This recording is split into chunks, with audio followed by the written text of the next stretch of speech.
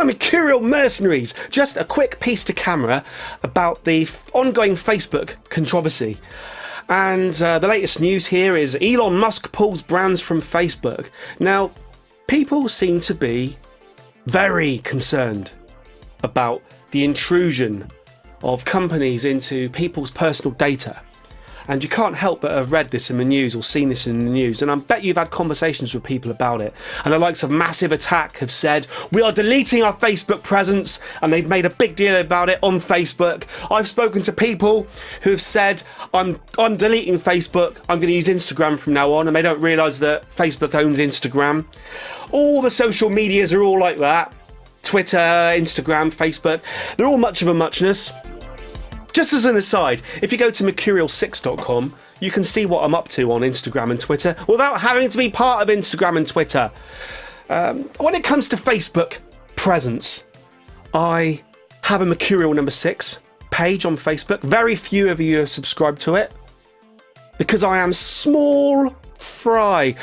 But I'm trying to cheer up your lives. Wearing a hat for Cesar Blues Guitar, I'm trying to cheer up your lives. I will try and tell you cheers. Each day, I will say cheers. I will say cheers, cheers, cheers, cheers, cheers. If you like cheers or jizz, different things I know, but they're still both uplifting, then get on Facebook and like my Mercurial number 6 page. But then this isn't about that. This is about people who don't like Facebook.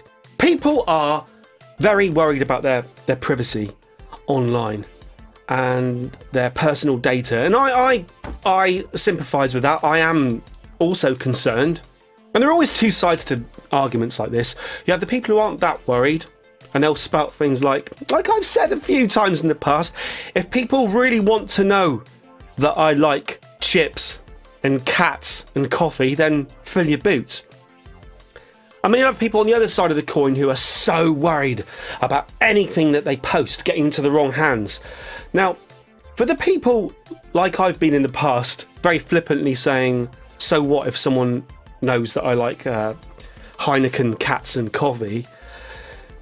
Just remember, there's more to it than that. When they say that they mine your information, mine your data, it's more that people can build a picture of who you are through what you've liked in the past, over the years that you've been on Facebook. And you can build a pretty accurate picture of people's political persuasions from the articles you've liked, from the things you've liked, from the things you've posted. It's more than just whether you've posted a picture of some fish and chips and a cat. It's the specific articles that you've liked. So I do understand that, and a picture can be built up of you. And what's happened is there's suggestion that elections, the Donald Trump election and the Brexit thing over here, have been swayed. And if you don't understand how that could happen, if you rewind back to a few videos, probably 20, 30, 40, 50 videos ago, I did mention that during the election campaign over here, I was getting nothing but pro Jeremy Corbyn adverts on my Facebook page.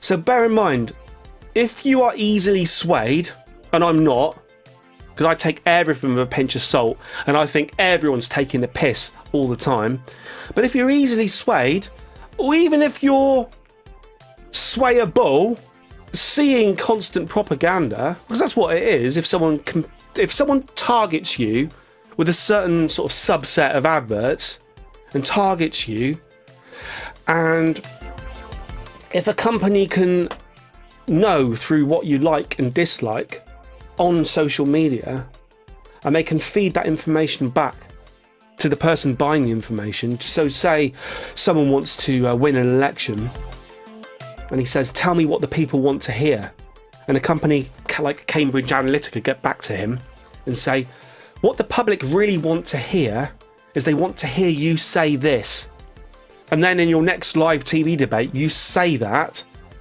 That's how things are swayed.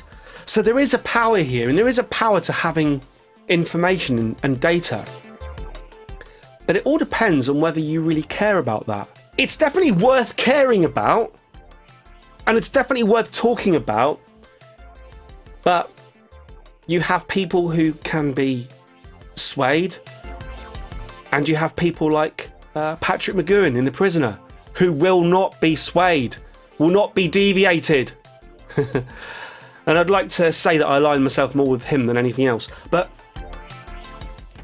the reason I bring all this up is because here's a piece of research that was done, I think this was 2015. This is a 2015 study of Facebook likes conducted by Stanford University and Cambridge University Psychometric Centre, recently highlighted by the New York Times in the wake of the Cambridge Analytica scandal. Just got to get this bit out of the way so you know why I'm bringing this up. According to the Times, Cambridge Analytica, the now disgraced consulting firm, adapted its approach to personality modelling from this research. And the firm would go on to harvest data from 50 million Facebook users without their consent. And this is what everyone's like, oh, I'm getting your Facebook. I'm getting your Facebook. I'm on Facebook telling you that I hate Facebook. Fine, we understand. So this piece of research here is something that this Cambridge Analytica company, and there's been a few documentaries about this. I haven't watched any of them, but they seem a bit shady. And it's just about whether they are bigging themselves up or whether they really are as clever as they think they are. But this is some early work here, using people's likes and dislikes on social media. And the outcome's interesting, okay? This is about music and assumptions made about music fans. So this 2015 study assessed a person's openness, conscientiousness, extroversion, agreeableness, and neuroticism. If you're a fan of the Smiths, you're probably neurotic. If you're a Bjork fan, you're more likely open to new experiences. And if you're a Marilyn Manson fan, you're probably not very agreeable. That's the kind of general outcome of this. It's making massive assumptions here. The crossover with the Cambridge Analytica thing is the same methods used to determine that Smiths fans are neurotic were used to determine who would be more likely to vote for Donald Trump. So how correct are these assumptions then? This 2015 study showed that the most open people liked Tom Waits and Bjork. So the most open people, the least closed-minded people. So I think when we talk, what do we mean? We've got to define these things, don't we, mercenaries? What do we mean by open people? I would assume by open people, we mean people who can embrace the fringes of society. The least open people liked Luke Bryan and Jason Aldean. Have you ever heard of those? I've never heard of those people. The most extroverted liked Gucci Mane and Waka Flocka Flame. Again, I've never heard of Gucci Mane and Waka Flocka Flame. The least agreeable people liked Marilyn Manson, Rammstein, Placebo, and Judas Priest. Alright. Alright. Is this ringing any bells with you guys? The most neurotic also liked Manson and Placebo, in addition to the Smiths. Bring Me the Horizon and Escape the Fate. I think I have issues here in that I've never heard of half these bands, so it's a bit of a tricky one, this. What I would say here is I am a fan of the Smiths. I'm a massive fan of Morrissey, and I think You Are the Quarry is one of the greatest albums of all time. Believe me when I say this, I listen to that album nearly once a day. So I'm neurotic, apparently. But I'm also a massive Bjork fan, so that means I'm the most open person that you know. I also like Judas Priest. Saw them live in, I think 2006, something like that. Massive fan of Judas Priest. Love Sad Wings of Destiny. And Painkiller, I think, is the greatest album, greatest achievement. In any case, that means that I am not very agreeable. So, I'm neurotic, I'm open, and I am not very agreeable. Neurotic, open, and not very agreeable. Neurotic, open, and not very agreeable. Neurotic, girlfriend and not a girl. Let me know what you think, my mercenaries. And also, before we go, do we have any Luke Bryan and Jason Aldean fans watching this video right now? Or any Gucci Mane or Waka Flocka Flame fans watching now? And if we do, Luke Bryan and Jason Aldean fans, tell me whether you're the least open people that you know, and whether someone who's the least open would even know that they're the least open. Would you know that you're the least open? And if we've got any Gucci Mane or Waka Flock Flame fans, please tell me, are you the most extroverted? I would assume that right now, if you're a Waka Flock Flame fan, you're going to have a feather in your hat. A massive green and red feather in your hat right now. And leather trousers on right now. If you haven't, I will be upset. So there we go, my mercenaries. I think I really just brought this article up because I was pretty I found it very funny that the headline itself, Smith's fans are neurotic. I'm a Morrissey fan. I'm neurotic. Will I consider myself neurotic? Oh, we need to get some definitions here. Smith's fans are neurotic and Bjorg fans are open. And never the twain shall meet, my mercenaries. Never the twain shall meet. What if you're a Smiths fan and a Bjorg fan?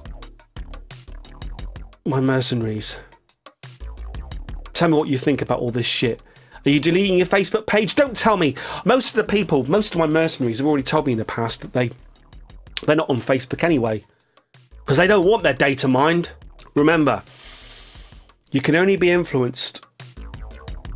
People being influenced is important, and if people can truly be influenced, and we know they can.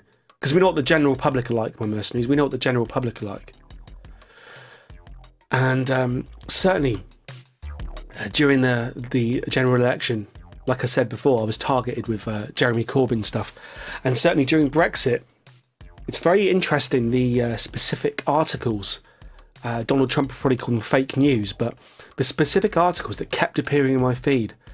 So if you had an inkling one way or the other, it appears that these people with careful targeting could probably sway your vote. And it has been suggested that perhaps the Brexit vote was swung by particular Facebook adverts. And I'm talking about the general public here. But I'd like to think that the people who watch this channel are strong individuals. I'm a strong, confident woman. I'm a strong, confident woman. Friends gag there. Let me know what you think, my mercenaries. Let me know what you think. Cesar, over and